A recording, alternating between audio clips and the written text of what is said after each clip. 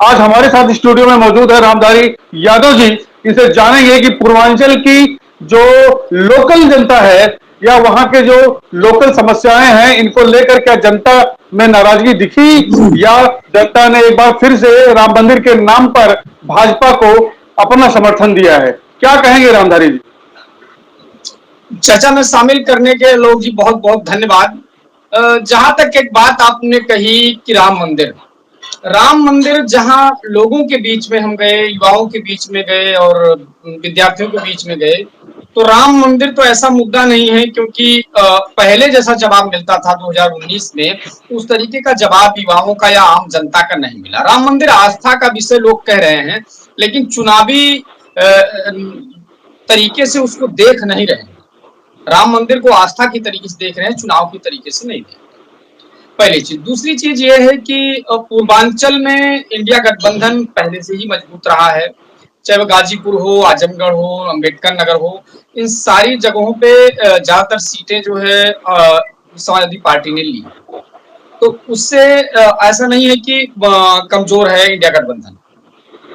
दूसरी चीज ये है कि राम मंदिर चूंकि भाई पूर्वांचल से सटा हुआ है, अवध है, लेकिन अयोध्या से जो करीबी जिले हैं, जैसे आपके गोंडा है और बस्ती है, यहाँ पर भी चुनावी सर्वे हम करने गए, तो उस तरीके के सवाल किए गए जनता से, लेकिन उस सवाल पे लोगों ने बहुत विशेष तौर पे इंटरटेन नहीं किया उस सवाल का कि नहीं ठीक है। उन्होंने साफ तौर पे लोगों ने कहा कि ठीक है, वो आस्था का विषय है, वहां तो हम पहले से भी जाते थे और जाएंगे भी, लेकिन उसको चुनावी तरीके से लोगों ने नहीं देखा, और चुनावी तरीके उसको नतीजों में मुझे नहीं लगता कि नतीजे में उसका कोई बहुत इफेक्ट और प्रभाव पड़ने वाला है।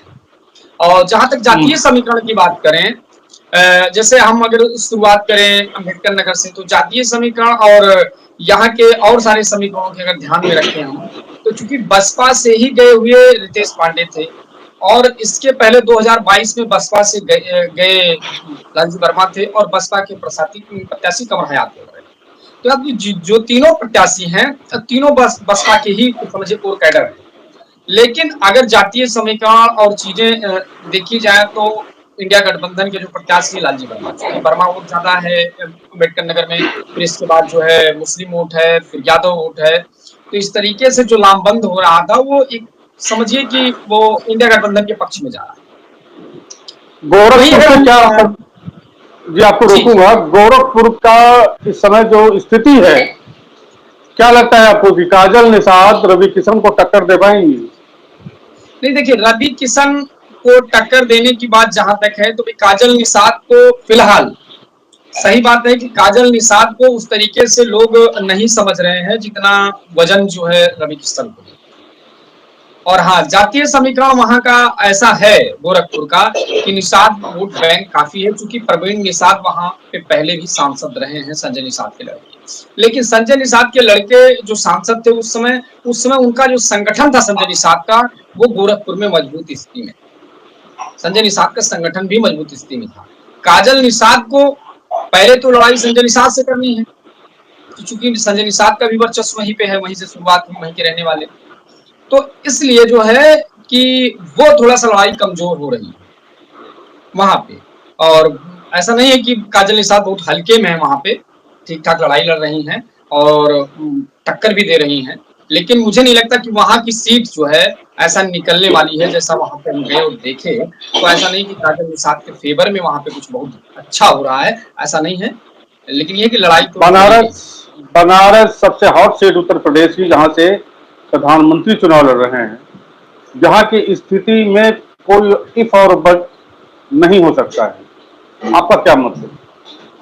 देखिए, बनारस का चुनाव भी अब की प्रधानमंत्री तो जीतेंगे ही, इसमें दो राय नहीं है, लेकिन यह कि जो जीत का अंतर है अब की वो कम होगा, और ये तय है कम होगा, क्योंकि लड़ाई अजय राय भी ठीक लड़ रहे हैं। महंगाई और बेरोजगारी को लेकर क्या जनता में रोष दिखा? आप तो होम ग्राउंड पे होके आए हैं, लोगों से मिले हैं।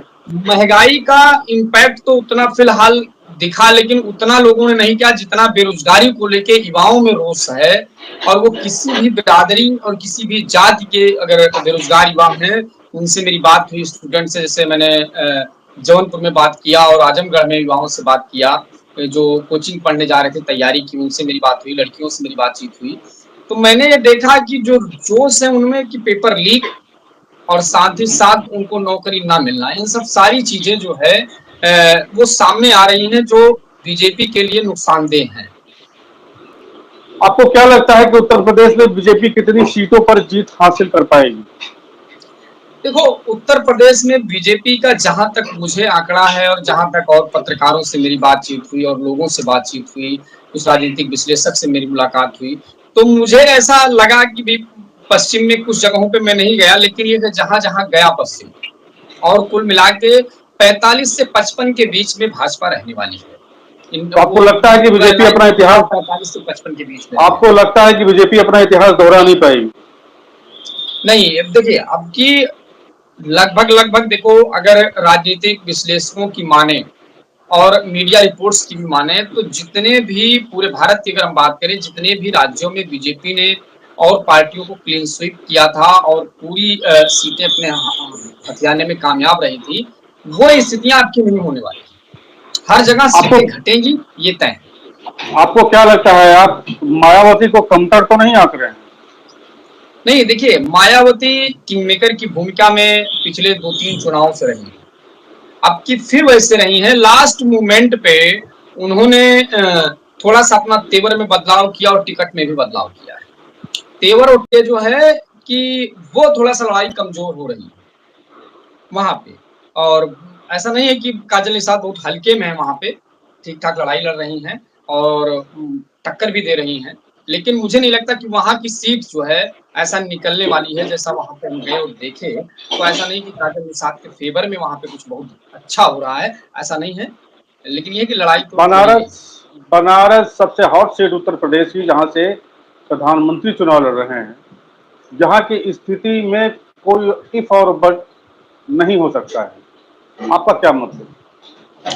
देखिए, बनारस का चुनाव भी अब की प्रधानमंत्री तो जीतेंगे ही, इसमें दो राय नहीं है, लेकिन यह है कि जो जीत का अंतर है अब की वो कम होगा, और ये तय है कम होगा, चूंकि लड़ाई अजय राय भी ठीक लड़ रहे हैं। महंगाई और बेरोजगारी को लेकर क्या जनता में रोष दिखा? आप तो होम ग्राउंड पे होके आए हैं, लोगों से देखिए, मिले हैं। महंगाई का इम्पैक्ट तो उतना फिलहाल दिखा, लेकिन उतना लोगों ने नहीं किया जितना बेरोजगारी को लेके युवाओं में रोष है। और वो किसी भी बिरादरी और किसी भी जाति के अगर बेरोजगार युवा हैं, उनसे मेरी बात हुई, स्टूडेंट से, जैसे मैंने जौनपुर में बात किया और आजमगढ़ में युवाओं से बात किया, जो कोचिंग पढ़ने जा रहे थे, तैयारी की, उनसे मेरी बात हुई, लड़कियों से मेरी बातचीत हुई। तो मैंने ये देखा कि जो जोश है उनमें कि पेपर लीक और साथ ही साथ उनको नौकरी ना मिलना, इन सब सारी चीजें जो है वो सामने आ रही हैं, जो बीजेपी के लिए नुकसानदेह हैं।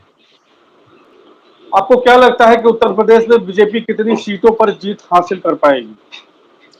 देखो, उत्तर प्रदेश में बीजेपी का जहां तक मुझे आंकड़ा है और जहां तक और पत्रकारों से मेरी बातचीत हुई और लोगों से बातचीत हुई, कुछ राजनीतिक विश्लेषक से मेरी मुलाकात हुई, तो मुझे ऐसा लगा कि भी पश्चिम में कुछ जगहों पे मैं नहीं गया, लेकिन ये जहां जहां गया पश्चिम, और कुल मिला के 45 से 55 के बीच में भाजपा रहने वाली है। तो आपको वो लगता है कि पूरा बीजेपी लाइन अपना इतिहास 45 से 55 के बीच में रहेगा। आपको लगता है कि बीजेपी अपना इतिहास दोहरा नहीं पाएगी?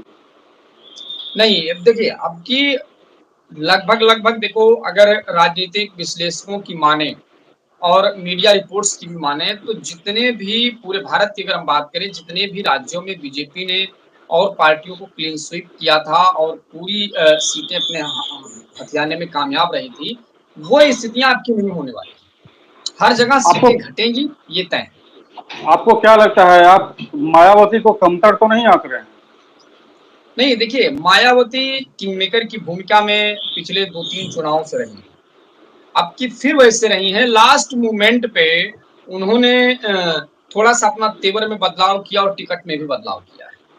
तेवर और टिकट दोनों बदले गए हैं, नहीं तो लगभग लगभग जो मायावती लड़ाई लड़ रही थी, वो समझिए ऐसा लड़ रही थी कि उनको अपने हिसाब से उन लोगों को टिकट दिया था।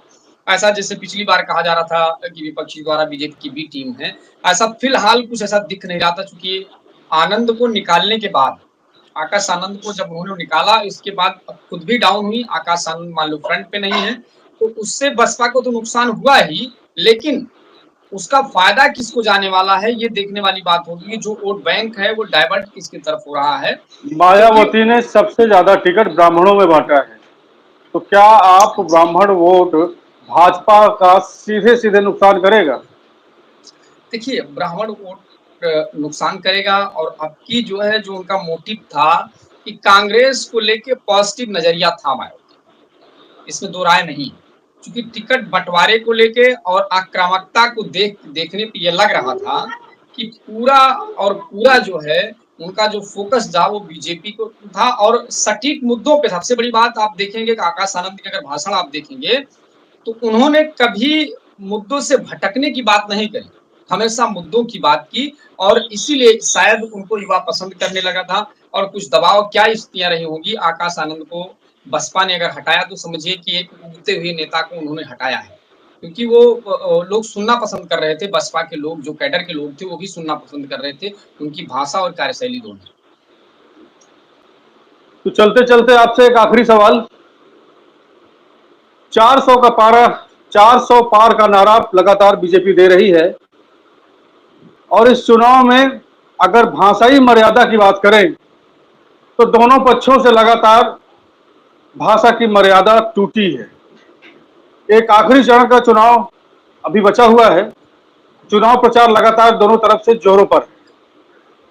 जिस तरीके से प्रधानमंत्री का बयानबाजी या भाषण इस चुनाव के दौरान देखा गया, आपको लगता नहीं है कि एक प्रधानमंत्री के पद पर बैठा व्यक्ति इस तरह का अशोभनीय बयान, वो चाहे मुजरा हो और चाहे ऐसे तमाम ऐसे इनके शब्द हैं, भाषण हैं जो बिल्कुल अशोभनीय है, आपको क्या लगता है कि ये हताशा है या ओवर कॉन्फिडेंस है? देखिए, क्या मानते हैं? देखिए, जब भाषा अमर्यादित होती है, इसमें दो ही स्थितियां हो सकती हैं। या तो अगला अगले के प्रति ज्यादा गुस्सा हो, नाराजगी, या तो निराशा हो। तो इसमें क्या है, ये तो कहना बड़ा मुश्किल होगा, लेकिन ये है कि जो राजनीतिक भाषा का स्तर है, इतना गिर जाना, ये लोकतंत्र के लिए अच्छा तो नहीं। क्योंकि भाई कहते हैं कि अपने बड़ों से लोग सीखते हैं। अगर बड़े ही उस भाषा का प्रयोग करेंगे, चाहे वो घर के हों चाहे देश के, अगर उस तरीके की भाषा का प्रयोग कर रहे हैं, तो जो छोटे स्तर के नेता हैं और जमीनी तौर पे काम करने वाले लोग हैं, क्योंकि राजनीति में कहा जाता है कि कोई किसी का दुश्मन नहीं, लेकिन इस तरीके की भाषा का प्रयोग अगर आप कर रहे हैं अपने प्रतिद्वंदी के लिए, तो जाहिर सी बात है कि ये कह सकते हैं कि ये राजनीतिक स्तर को गिराता है और कहीं न कहीं माहौल को खराब करेगा। जी भैया। जी रामधारी जी, आप हमारे साथ चर्चा में आए, आपका बहुत बहुत धन्यवाद। जय हिंद, जय भारत। जय हिंद, जय